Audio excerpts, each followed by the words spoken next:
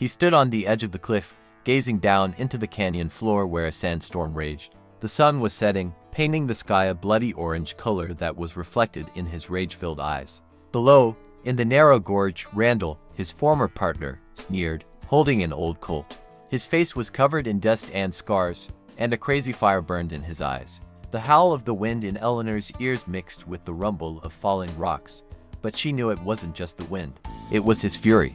She saw the ground beneath Randall's feet begin to crumble, and in her hands, the old diary that was meant to be the evidence trembled. Now it was their only chance. But how did a routine investigation lead them to this deadly trap in the wild desert?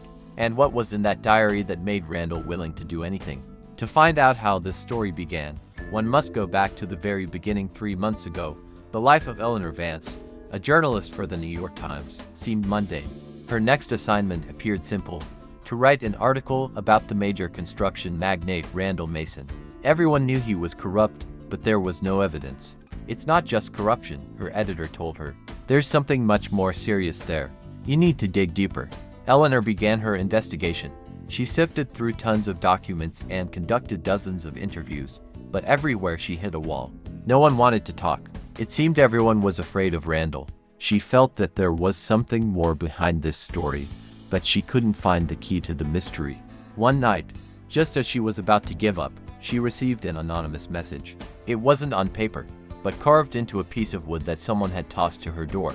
Seek out the secret meetings on the river under the pseudonym Ghost. Eleanor spent the night studying the hidden messages. In the end, she found the ghost, who offered to meet with her. She agreed. The meeting place was unusual, an abandoned mine on the outskirts of town.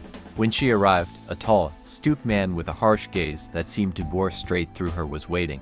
He was dressed in a worn-out jacket and denim pants. This was Yep. "I know what you want," he said, his voice low and raspy. "And I know you don't understand who you're dealing with. You want to help me?" Eleanor asked. "I want you to do what no one else could. I want you to expose the truth." He handed her an old leather diary. "Everything you need is in there, but you have to be careful. Randall won't stop at anything to protect his secrets." Eleanor took the diary but didn't leave. She felt compassion for him. She saw in his eyes not a madman, but a man broken by something much deeper than a simple life of solitude. She couldn't just walk away. She wanted to help him. "Why are you doing this?" she asked. He looked at her with some hidden pain that flickered in his eyes for a moment. "Because I can't control myself. Otherwise, I will destroy him," he said. The words sounded not like a threat, but like a desperate warning. 2 weeks passed. Eleanor couldn't sleep. The diary Yep had given her lay on her table. On the outside, it was an ordinary, time-worn notebook. A hand-stitched binding of rough leather, pages of thin paper, some of them faded. She ran her fingers over the cover, and a shiver ran down her spine. There were no ordinary entries inside. Each page was covered with strange symbols and numbers, like ancient runes. Eleanor, a woman accustomed to a clear and logical world, felt as if she had found herself in a labyrinth with no exit. She realized that this wasn't just a diary, but an encrypted message that only one person was meant to understand her. Her thoughts constantly returned to Yep. She felt that beneath his rough exterior was a vulnerable soul in need of rescue. He was like an abandoned mine, dark and empty on the outside, but full of treasures on the inside. She couldn't just leave. One evening, just as she was about to flee from this story, she received another anonymous message. This time it was carved into a piece of wood that someone had tossed to her door. "Go to the secret meetings by the river. He's waiting for you." Eleanor realized it was Yep. She didn't know how he had found her, but she knew he was the only one who could help her decipher the diary. She gathered her things and went to the meeting. The meeting place was the same as the first time, an abandoned mine on the outskirts of town. When she arrived, Yep was waiting. He was dressed in the same worn-out outfit. He looked tired, but there was determination in his eyes. "I knew you'd be here," he said, his voice low and raspy. "I knew you wouldn't leave." "I can't leave," Eleanor replied. "I need to find out what's in this diary." He sighed. "The truth, it's not what you imagine it to be. The truth is pain. The truth is blood." But Eleanor was ready to listen. She didn't pressure him, but simply shared her thoughts, her vulnerability. And to her surprise, Yep began to listen. He told her about his past. He was a former agent who had worked undercover. His last assignment was to infiltrate Randall's organization, but he was exposed. He lost everything: his life, his family, his name. He lived like a ghost, hiding from Randall, but he couldn't forget what had happened. He wanted revenge. "I know I shouldn't do this," he said. "I can't control myself when I'm angry. Otherwise, I will destroy him, and that's not what's needed. He must face a trial. I just can't do it myself." Eleanor listened to him, and her inspiration grew with every word. She saw in him not a cursed man, but a person capable of great deeds if he learned to control himself. She offered him her help. "I can help you," she said. "We can find a way. You can use your knowledge to do good." He looked at her with disbelief.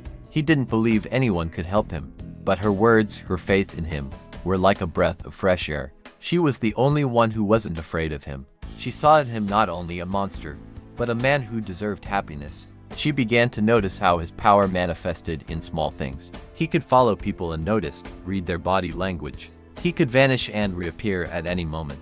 His knowledge was incredible. He knew everything about the criminal underworld, about the people who controlled it. He was like a phantom, and she realized that he could use this power for good. She proposed a plan. She wanted to help him learn to control his emotions so that his knowledge would become his ally, not his enemy. He laughed at her at first, but then, seeing her sincerity, decided to give it a try. He began to trust her. Their relationship deepened. Something more than just a journalist and her hero emerged between them. It was an attraction based on deep respect and understanding. Eleanor saw in him not a rough man, but a strong and vulnerable man who needed her love. And Yep saw in her not just a city woman, but a woman who wasn't afraid of his past, who believed in him. They were like two sides of the same coin. She bright, open, full of hope, he dark, secretive, filled with pain. And together, they were stronger than they were alone. Eleanor and Yep embarked on a journey that was full of dangers. The diary, which was meant to be their guide, was for Eleanor only a set of symbols, but for Yep a map drawn in his mind. She saw in him not just a man, but a person who was a part of this land. His knowledge was incredible. He knew where to find water in the desert, how to avoid venomous snakes, how to read tracks on the ground. He was like a compass that always pointed in the right direction, but their path was full of obstacles. On the very first night, a pack of wild wolves attacked them. Eleanor was terrified, but Yep was calm. He drew his knife and stood in front of her, protecting her. He didn't want to use his power, but he knew he had no choice. He cried out, and the ground around them trembled. The wolves stopped, frightened by the sound, and ran away. Eleanor was in shock. She saw how his face distorted with rage, but she also saw how he restrained himself so as not to harm her. She realized that his power was not a curse, but a gift that he had to learn to use for good. She realized that he was not a monster, but a man who was fighting with himself. They continued their journey. Eleanor began to notice how Yep was changing. He became more open, more vulnerable. He started telling her about his life, his family, his past. She felt that he trusted her, and that was the greatest gift for her.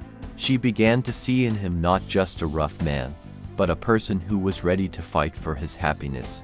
Their relationship deepened. Something more than just a journalist and her hero emerged between them. It was an attraction based on deep respect and understanding. Eleanor saw in him not a rough man, but a strong and vulnerable man who needed her love. And Yep saw in her not just a city woman, but a woman who wasn't afraid of his past, who believed in him. They were like two sides of the same coin. She bright, open, full of hope, he dark, secretive, filled with pain. And together, they were stronger than they were alone. But their idol was shattered unexpectedly.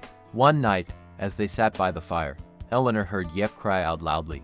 She ran out of the tent and saw that Yep was lying on the ground, next to the body of their faithful dog. A note was next to him. "He's coming for you soon. He knows you're here." Yep raised his eyes to her, full of rage. She had never seen him like that. His face was distorted, and fire burned in his eyes. Eleanor felt fear. "He's here. I knew he would come," Yep croaked. "Who is he?" Eleanor asked, trying to calm him. "Randall. He's my former partner. He was my mentor. He's come for me," he replied. Eleanor realized that her article wasn't just an article. It was a trap that they had both fallen into. She felt anger. She couldn't believe that a man who had been his mentor could be so cruel. Now she knew that they had to escape, but it was already too late. The next day, Randall appeared at dawn. His approach was not a quiet one. His step was heavy and confident, and even from 100 paces away, Eleanor could make out his dark silhouette against the rising sun. His face was distorted by a grimace of hatred, and a crazy fire burned in his eyes. His appearance evoked disgust. I knew I'd find you, little brother, Randall said, his voice low and raspy. He stopped a few meters away from them, looking at Yep. You thought I wouldn't find you. You thought I wouldn't know about you. You took everything from me. You betrayed me. And now you want to take my destiny, my power, from me. Yep stood in front of Eleanor, protecting her. You don't understand, Randall. It's not a power. It's a curse, Yep said. I don't want it. I can't control it. You're lying. You're just afraid. Randall screamed, his voice full of rage. You were always weak, always afraid to use what was given to you. I, Randall Mason, was born to rule this world, and I won't let you take my destiny from me. Randall pulled out his pistol. Yep took a step forward. Go away, Randall. Otherwise, I won't be able to control myself. Randall fired. The bullet flew past Yep, hitting a tree. Yep stood still, not moving. He didn't want to use his knowledge, but Randall fired again. The bullet hit Jeb's shoulder. He cried out in pain but did not fall. He only clenched his fists, and the ground beneath his feet trembled. Yep, no. Eleanor screamed. Don't do it. You can't. But he wasn't listening. His eyes were burning with fury, and his body was shaking with rage. He was ready for a fight. Randall laughed, his laughter full of madness. He was so confident that he didn't notice the ground beneath his feet beginning to sink. He was ready for a fight, but he wasn't ready for the fact that Yep wasn't alone. Eleanor, trembling with fear, ran to Yep and helped him stand. She knew they had no chance, but she also knew she couldn't just leave.